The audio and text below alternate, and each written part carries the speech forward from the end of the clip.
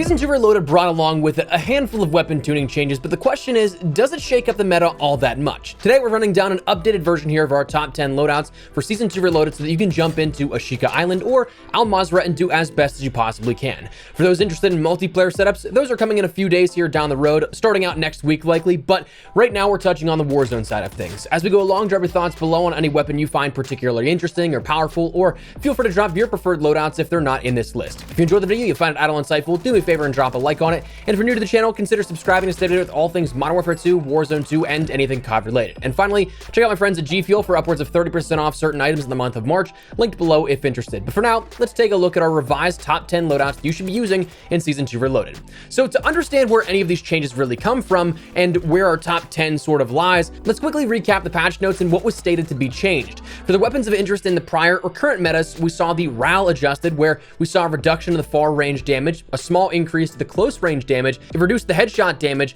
it reduced the upper torso damage, and it increased the recoil. So that's some nerfs and a buff, though really a net nerf overall. So that's something that did get hit kind of a little bit harder on paper. The RPK saw a reduction in the walking speed and muzzle velocity. It's a net nerf, but not by a whole bunch. We of course saw the RPK touched a handful of times in the last month or two. The Sakin MG38 saw a reduction in the damage range. Net nerf, but it really is still very good in comparison to everything else. The Vel 46 saw an increase to the close damage ranges and fixed attributes on the 30-round magazine to improve handling and mobility. This buff actually makes it a contender, and you'll see it in this list here today. The Lachmann sub saw a reduction in the movement speed, aim down sight speed, and it improved recoil control. So two nerfs and a buff, still pretty solid, but kind of knocks it down in the power rankings. And the KV broadside was one that was naturally going to be adjusted quite a bit. We saw a reduction in the lower torso damage and a reduction to the damage ranges and close range damage on the 12 gauge ammo, and reductions to the damage ranges, close range damage, and global reduction overall to the 12 gauge Dragon's Breath maximum residual damage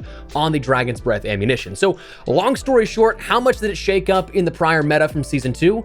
Well, not a whole ton, really. If you're looking at it, I'd say that it adjusted the power rankings, like our positioning of those weapons in the 1 to 10 rankings more than anything. There's only one weapon that I'd really consider to be new in the meta, that being the Vel 46. So with that, we can breeze past a lot of these class setups because you might have seen them before. So let's talk about our weapons and the builds you need. As always, tuning on the left side here so we're not droning on with monotonous numbers here, just throwing ones and zeros at you. But the first weapon I want to talk about is the ISO Hemlock. This one still is a great weapon. We talked about it being something that came into the meta as of the last couple of weeks, but it's truly phenomenal. Very low recoil, incredibly easy to control, really powerful in each shot. But for this, I'd run the Fjordur T50 barrel, the Harbinger D20 muzzle, the 45 round magazine, the Phantom grip, and then the AIMOT V4 optic. This, you're trying to prioritize a little bit of sprint to fire speed, but also making sure you retain that damage range and control on the recoil as well. So it's a little bit of a combination here at this, but a very fun build to play around with and one that's very easy to get kills with.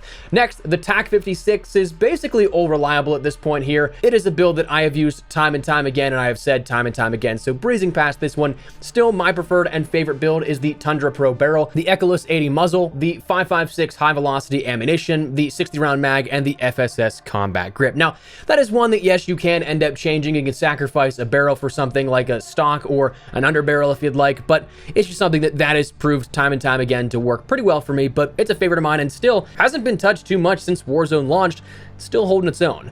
Then next up, like we mentioned, we do have one new contender here to this, that being the Vel 46. Now the Vel is one that we're going to prioritize for sprint to fire, mobility, and all things like that. And plus, with the attributes that were just buffed here as of the Season 2 Reloaded update, it's not half bad. For this, I'd run the VLK Laser 7mW, the Lockshot KT85, the X10 Drop Grip Underbarrel, the Schlager Soldier Grip, and the Demo RXT stock. Again, kind of trying to maximize that sprint to fire and ADS speed while also giving a bit more control on that hip fire accuracy, as well as some control and recoil. So it is a very fun weapon to play around with. Highly recommend you giving that one a shot. But then we move on to the Chimera, a weapon that is still very good. It's one that you can definitely do a hybrid between if you want close quarters as like a pocket AR SMG build, or if you want it to be something that is your primary rifle build. For this, we're going to talk about the primary rifle build. This is one that I find a lot of success with in, say, Ashika Island. For this, I'd recommend the 10-inch SA Phoenix barrel, the Lockshot KT85 muzzle, the Edge 47 grip, the 45 round mag, and for Ashika Island, the Cronin Mini Pro is one I like, but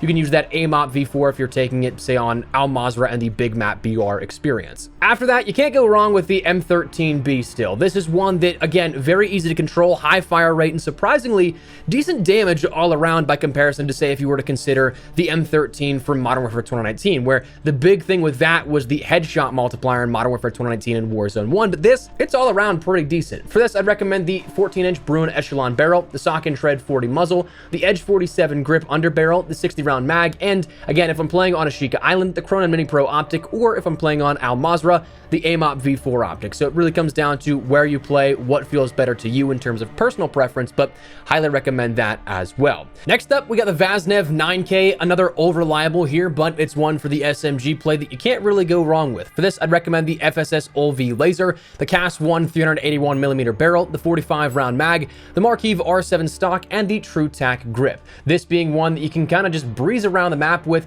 get some good kills, and still retain that mobility that you really want while having the control of a weapon that is very reliable. So for that, highly recommend. Then the Sakin MG38 is one that, again, is still great for that medium to long range. It did take a hit in those long range damages with this most recent update, but it still gets the job done, especially for playing Ashika Island. For sure, a lot of engagements within Al Mazrah as well. But this, I'd recommend the Bruin Silver Series barrel, the ZLR Talon 5, the Bruin Warrior LMG underbarrel, the Bruin Q900 grip wrap, and the AMOP V4. It is something that this, as with a lot of LMGs, it is a bit slower than, say, your SMGs to ADS, sprint to fire, but again, you're just packing so much punch within each round here, and with 100 rounds at base, you can't really go wrong. It's not like you have to sacrifice an attachment for a magazine upgrade or anything. So highly recommend that still, even after some slight adjustments with Season 2 Reloaded.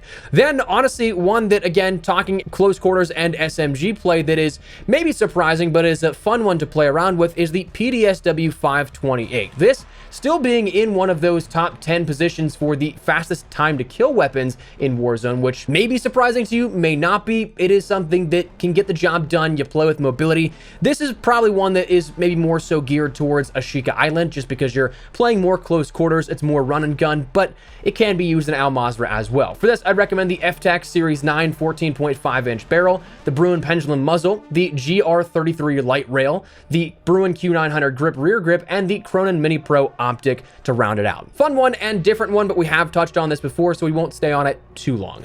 Beyond that, we have two more weapons here in our top 10, and these are still in, but as we talked about within the update here and what it changed earlier in the video, these just kind of dropped down in the power rankings. They're still very viable. I'd still consider them top 10 weapons, but they're not my first choice of those top 10. That firstly being the Lachmann sub. For this, I'd recommend the VLK laser 7mm laser, the Lachmann pulsar, the Lock Grip Precision 40, the 40 round mag, and the Lachmann TCG 10 grip. Again, this one just having that reduction in the movement speed and aim down sight speed, it improved the recoil control absolutely, which is nice, but when you sacrifice that mobility, a weapon that we've primarily used to get around the map and slay at the same time, having that one half of that entire usage kind of chopped at the knees a little bit, it is something that still can do well for you, but it's just not my preferred at the moment. Then finally, the RAAL is going to round out 10 out of 10 here at this. Again, we did see that adjusted in regards to a lot of things. The far damage range was reduced, the headshot damage was reduced, the upper torso damage was reduced, and it increased the recoil. The only thing that it did was help out close quarters a little bit, where it saw a small increase to the close range damage. But again, it's still something you can power through that, and it's still such a good weapon that it does have a place in that top 10. But for this, I'd recommend the 21-inch EXF Rhino barrel, the FTAC Reaper muzzle,